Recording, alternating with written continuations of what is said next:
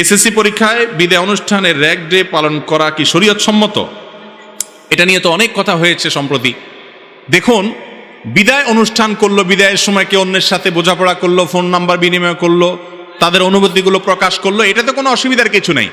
কিন্তু বিদায় অনুষ্ঠানের নামটা যখন হলো র্যাগ ডে, এবং সে র্যাগ ডের নামে যখন আমরা দেখেছি অনেক অশ্লীলতার ছড়াছড়ি, আপনার উম্মাদ সুলভ কর্মকাণ্ড, একজন মুসলমান হিসাবে যেগুলো করা যায় না সেগুলো করা, অন্যের গেঞ্জিতে আজেবাজ জিনিস লেখা, একজন আরেকজনকে নানাভাবে শরীয়ত বহির্ভূত পন্থায় তথাকথিত র্যাগ ডে পালন করা, এটা সম্পূর্ণ হারাম। কোনো মুসলমানদের কোনো সভ্য সমাজে এটা হতে পারে না।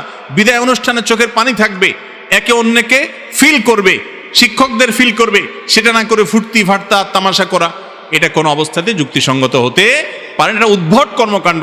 আল্লাহ তাআলা আমাদের তরুণ সমাজকে উদ্ভট কর্মকাণ্ড থেকে বেঁচে থাকার তৌফিক দান করুন।